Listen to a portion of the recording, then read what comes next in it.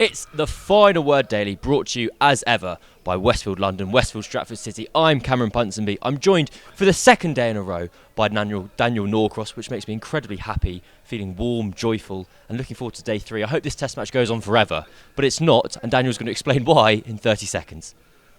No, it's probably going to go on for one more day after India put England to the sword. They needed early wickets, they didn't get them, as the silken, beautiful skills of Rohit, Sharma and Shubman Gill tore England a new one. In the afternoon, things sort of slightly changed.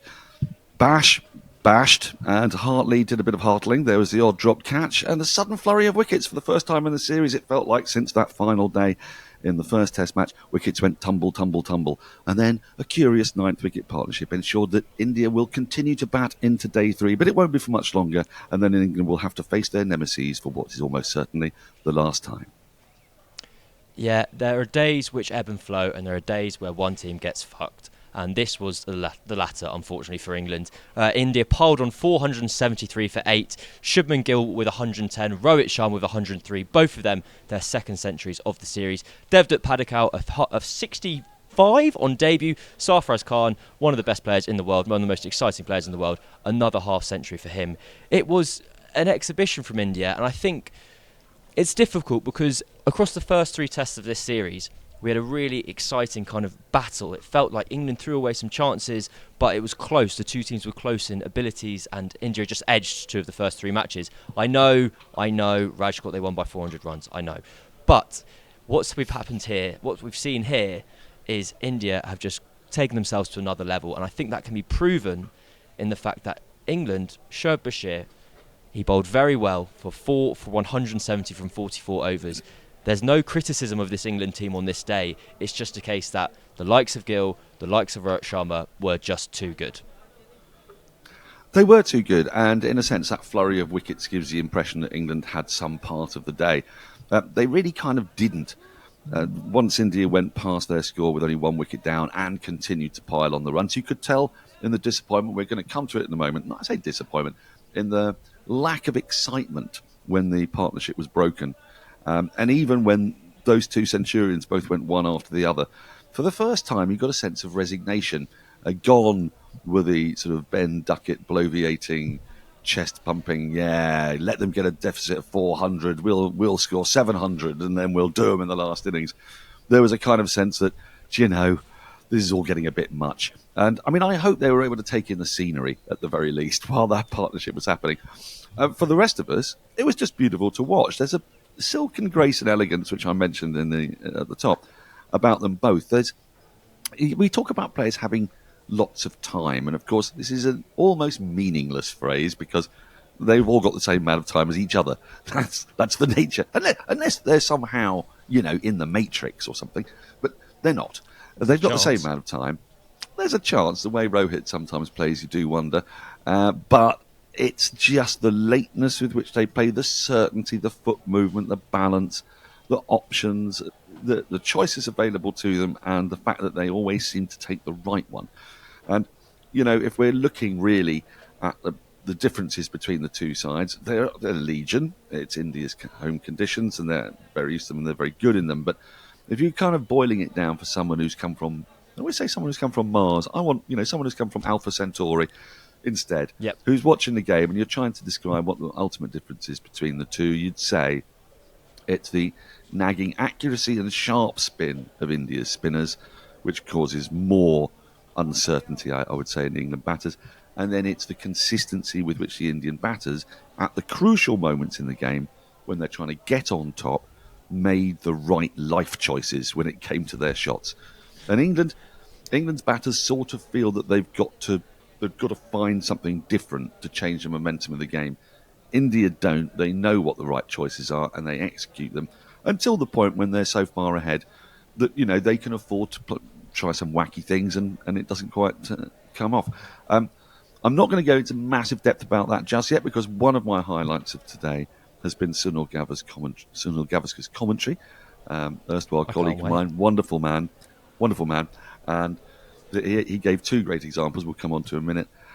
But just if we're talking about what this day and what this whole test match, actually, these first 2 days have been about, it sort of has been that having grappled with each other, with India always largely on top, the stronger, the bigger sumo wrestler, so to speak. England more like Kiona Fuji, the slapper, for those of you who remember 1980s sumo. India more like the dump truck. Huge, powerful, imposing, almost impossible to knock over. And in the end, I'm afraid the massive disparity suddenly has been made horribly manifest for England, I think, in the last couple of days. Yeah, it's the first time under Stokes and McCullum that England have been on the wrong side of a dead rubber. So until this moment, they've always had something to play for in a test match, or if it's been a dead rubber, it's because they're going for a whitewash. They're trying to sweep the series 2-0 or 3-0. And it's kind of that idea, is like, oh, it's not fun anymore. Like, this isn't fun. And it's really interesting. I actually think England, I know this is a day where India have dominated, but I feel like you've learned less about India today than you will potentially learn moving forward than you will about England.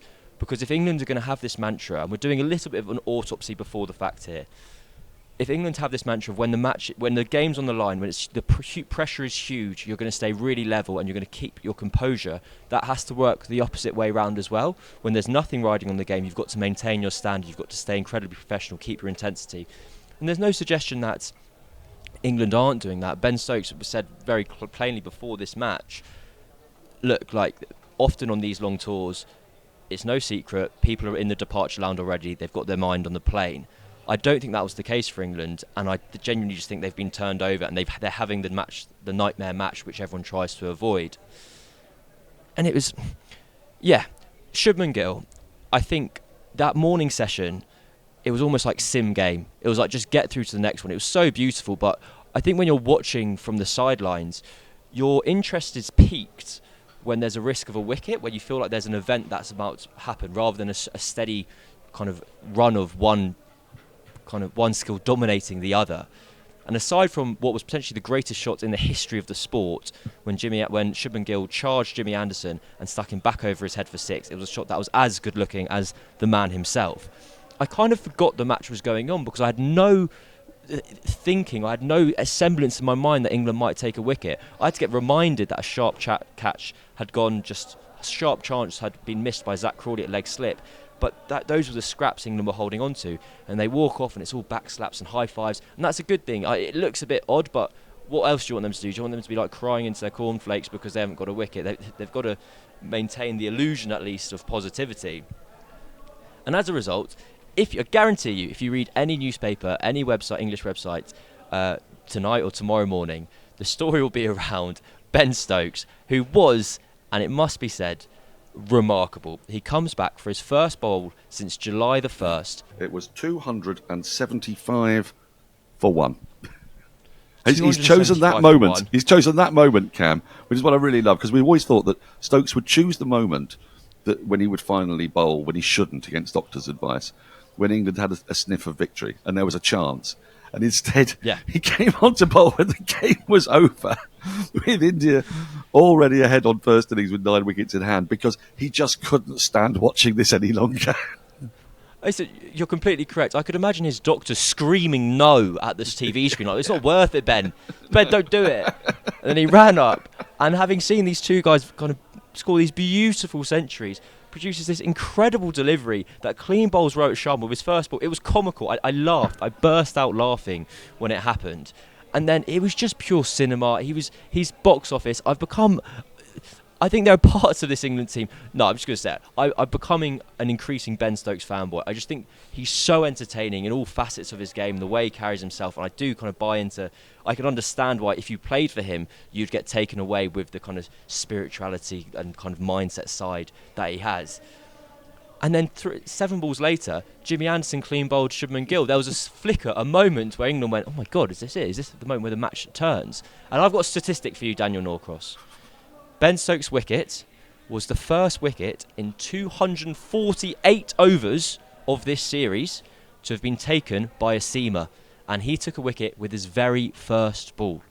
Remarkable. Genuinely remarkable.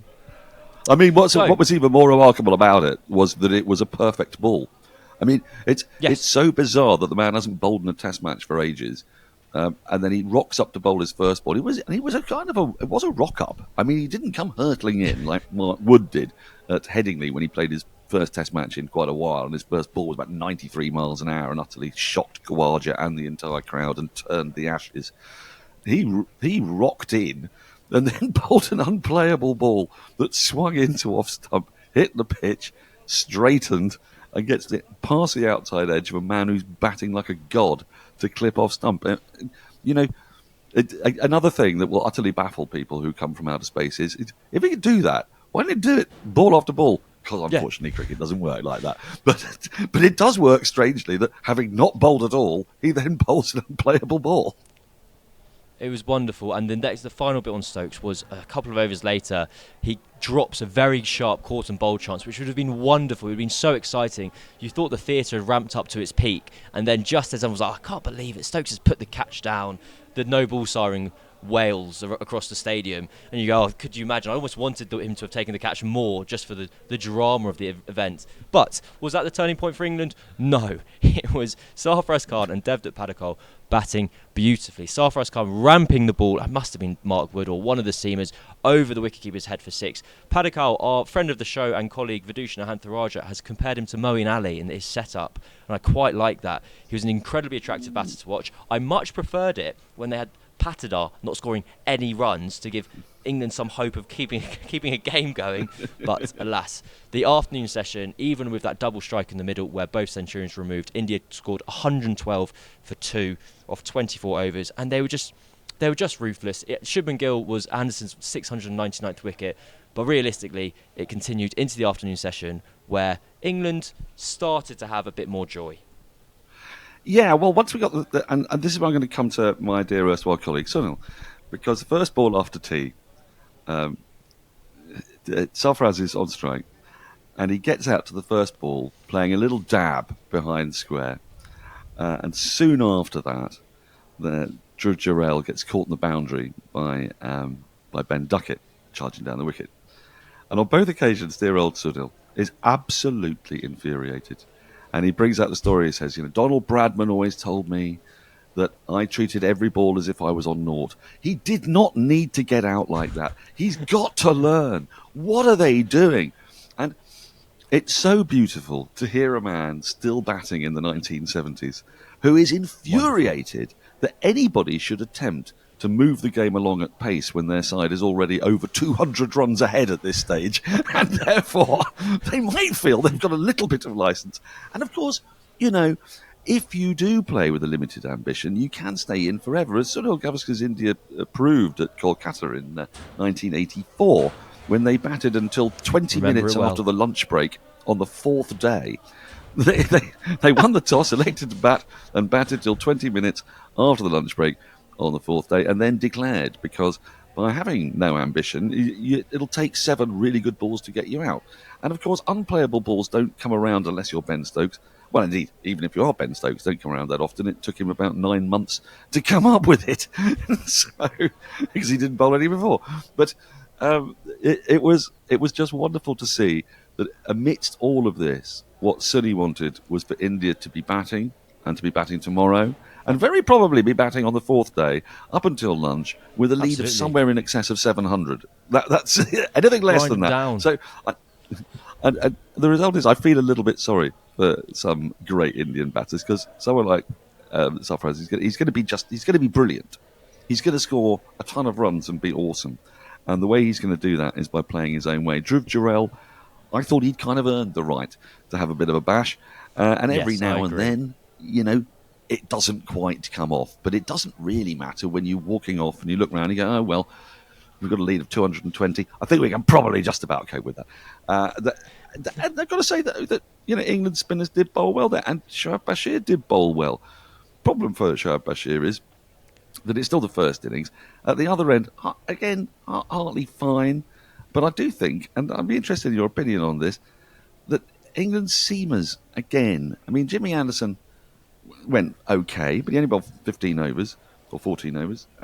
Mark Wood has been a bit of a bafflement to me, because I'm a big fan of Mark Wood, and I love him in certain conditions, and I think there are certain decks and surfaces that suit him.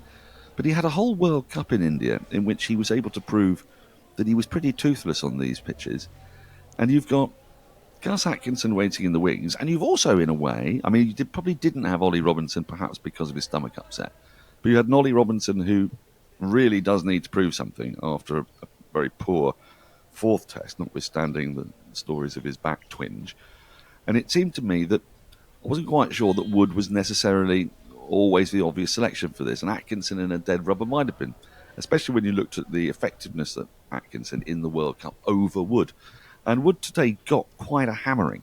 You know, it wasn't fun to watch from a Wood point of view. I was also, again, moderately surprised that the man who, on occasion, bowled over 20 overs in an innings, Joe Root, barely got a bowl again today. It's almost as if it felt like a good idea for the first few tests, and now maybe not so much.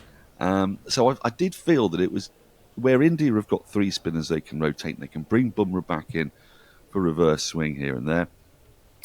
England with the two spinners, it gets tiring. And if you're very young and you're not used to bowling incredibly long spells, Shoaib Bashir each over was bowling a couple of balls that were easily tucked into the onside. Now, they don't make the headlines. No one goes mad about those. But if India's spinners were giving England's batters balls just to tuck into the onside for an easy single every over, then it might not be quite so imperative that they find the big shots that ultimately get them out. And that, again, was like the stark difference between the quality of England's spinners, their youth, what have you, but also that they exist as two, not three, and they don't have a seam attack for these conditions that is as potent as India's. No, I think you're correct. I think it's a very, very important point where, not necessarily criticism, but a comment on this England setup in this match is the kind of distribution of overs. Mark Woods had a really torrid test match. He's had quite a horrible time of it. He's going over 6 and over. And the moment which really broke my heart for him, there were two. One, when Sarfaraz Khan defended the ball down into the crease and he waited outside of his crease, just kind of taking the piss a little bit. And Wood kind of ran up to the ball just to force him back into his crease to kick the ball at the stumps. And he just scuffed it even further away from the stumps. And you're like, oh, you're having a bad day, mate. And then when he came on at the end of play to clean up the tail effectively with Jasprit Bumrah on strike, also your economy is about 6.8 at this point. Bring the econ down, get some wickets, make yourself feel better. Jasprit Bumrah just gets the big cover drive out straight for 4, and you go, Christ, mate. But because of that, and because their Wood either hasn't been bowling as well as they'd like, so they haven't bowled him as much, or a combination of they don't want to bowl him as much because of his kind of fitness record. Combine that with 41-year-old Jimmy Anderson, where they go, oh, we might have to use these guys in shorter spells. You're then putting the emphasis on the young guys to bowl themselves into the ground. And now Jeetan Patel obviously has a very good relationship with these spinners, knows them very well and speaks very well on them. And he was bigging up Bashir after play, going like, well, I know what I think in terms of is this guy good enough to play Test cricket at home? The inference being yes. But the comment he made, he was like, obviously he's got a hell of a long way to go. He's got a lot of overs to bowl. And you kind of go, but there's nowhere else to go from here. This is the pinnacle of the sport. This is as hard as it's ever going to get. And I think if that is where, to kind of circle back to the beginning, that is the barometer where you can see the difference between these two sides. Shoaib Bashir has bowled very, very well today. It's a hell of an achievement to have done what he's done. If you were going to say to a spinner, 4 for 170 or 44 overs is the standard that we need to maintain, you're not going to win test matches, because 170 for 4 it's an average of 40 odd with the ball at an econ of 4. Like, I don't want that to be construed at all as criticising Bashir, who has had a hell of a tour and has done such impressive things whilst he's been here. But it's just, it's unfair to expect the kind of kid to develop and learn and be the finished product all in one. I mean, maybe I'm over-egging it, and I'm sure he's loving every single moment of it. Bear in mind, he was ill 2 days before the match, and he was ill yesterday as well. And to come back from Jaiswal popping his first over for 18, I think he's done all right. Anyway, I think it's time. And he should also he should also have 5, because Stokes is astounding and totally unnecessarily leap from wide second slip as the ball was looping and was going to go gently into the hands of Joe Root, who at that point was on the verge of becoming the first man in history to score 11,600 plus runs, take 68 wickets, and take 193 catches. Sorry, I beg your pardon. The second man in history to do that. What? Because Jacques Callis has done it. But Joe Root was on the verge of his 194th catch, and it was snatched from his grasp by an over-eager Stokes. And you know, It does look a bit different if you take 5 for 170. It's still not good enough It does. For England to win, but 5 for 170, and you can turn to the other bowlers and go, look, you guys take 5 for 170, we bowl them out for 350 if you add the leg byes and byes, inevitably, and it looks a bit different. And yes, and also you can then point to his dismissal of Devdutt Padikkal and you go, there's the player, Padikkal, batting beautifully. He might never get to play a test match again if KL Rahul and Virat Kohli come back in. I know that sounds very negative, but who's the famous... Oh, it doesn't matter. I was going to go the famous Aussie batter who played one test and has a... Is it Martin Love? Is that right? Or if I... Stuart Law, I think, did it? Stuart Law had one test match. For another time. It is time to move on to the Hall of Fame, and as long as Daniel gives me the chance, like he didn't do yesterday, he is going to do the ad read. Daniel, after you. Well, if you've left your Mother's Day planning to the last minute, I'm looking at you, Cam, and all of you at home, then Westfield London and Westfield Stratford City have you covered. Not booked anywhere for brunch? Get a free bottle of Prosecco when you book brunch and a game at bat and ball at Westfield Stratford City. Not got a gift yet? Well, enjoy 40% off selected lines at Goldsmiths Jewellers. Looking for something a bit more low-key? Well, get 3 courses for £22 at Pizza Express. Still no ideas? Buy her a £100 Westfield London or Westfield Stratford City gift card and get yourself, and this is a crucial point of it, get yourself a £25 Roses tie gift card when you do. In short, if you've got a mum, we've got it covered. Now, have you got a mum? I do have a mum, Daniel Norcross, and I know you want me to do this, but do you have a mum, Daniel Norcross? No, I don't. I sadly don't have a mum. But for those of you out there who still do have mums, and, you know, especially not my mum, if you've got your mum, which must be lovely for you, don't forget, It's Mother's Day. Head down to Westfield. I'm not sure about spending £100 on a gift card for her. I mean, I don't know, maybe you feel that generous. Maybe your mum really deserves it. My mum probably didn't quite deserve a £100 gift card, but the £25 off with the Rosa, I suppose that makes it 75 in the end. That's getting closer. Exactly. I mean, that's starting to make it look pretty good. And if she doesn't know that you've got a free meal out of it, then she thinks she's getting the full-on £100. How generous you are. And then maybe, just maybe, she'll put another little clause in the will that says, give more to Cam and less to his siblings. What a treat. I'm glad you've given me that advice. I'll take it on board. I'm very happy that my sister messaged me earlier this week telling me to transfer her money for the gift that we have got her. That was great. I don't like that. It sounds like it's like a lazy admin or whatever, but yeah, whatever. Hall of Fame. I'm going to go first. Can I go first? I'm going to go first. Ravindra Jadeja getting 15 off 50 amidst his team going at 4.5 and over across the day. Absolute fucking war crime of an innings. I hated it. It was so boring. It was just like, I didn't know what he was doing. I was like, everyone here is scoring so many runs, and it was just kind of put a full stop on the day, and I was like, oh, Ravi, like, Jadeja, I love you. He's literally, I feel like comfortable saying this because he's literally my favourite cricketer in the world. I think if I could be anyone, I'd be him. And today, I met my hero, and I was disappointed, Daniel. I was disappointed. Well, it's funny you should say that, because actually, in the commentary box, having talked about Sunil Gavaskar's aversion to any form of attacking cricket, his colleague, Ravi Shastri, with whom he played a lot of cricket, and also, despite hitting 6 sixes in 1 over, was quite well renowned in the 80s for very long, stodgy innings. He was also befluxed and bemuddled by what was going on with Ravindra Jadeja, and did think that he might give it a bit more hefty. Now, I was going to take a similar line, because rather than having Ben Stokes, which is, I suppose, a champagne moment and a Hall of Fame moment, that a man picks up the ball and takes a wicket with his first ball. But we've talked about it at such length. My Hall of Fame moment was when Akshar Patel walked out with about 11 overs left in the day, with gloves and with drinks. Jasprit Bumrah and Kuldeep Yadav were at the crease.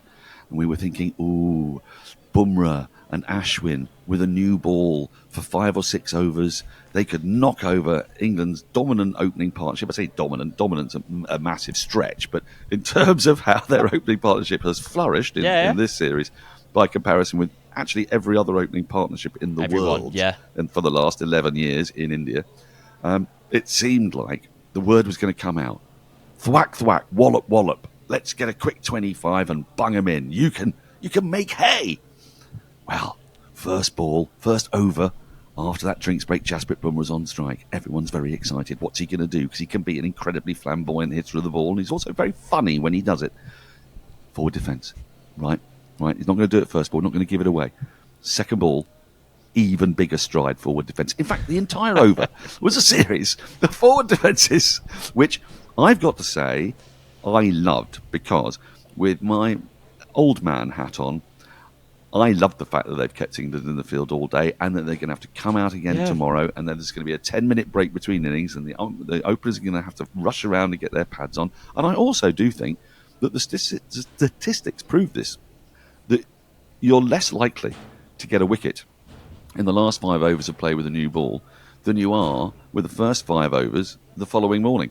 I love it. Andy Zoltzman's been all over that. There could be all sorts of reasons for it. It could be that bowlers haven't warmed up as much, because obviously tomorrow morning Bumrah and the others are going to have a proper warm-up before the start of play. It could be all sorts of reasons. It doesn't really matter. I thought it was tactically the right thing to do. I thought it was brutal, but it was hilarious that obviously the word that had come out was, do the same as you're doing at the moment, only even more exaggeratedly. And they'd earned it. They'd earned the right to do that because they're so far ahead of the game. They've got so much time. India will be back tomorrow with their lead at 255 with 2 wickets remaining.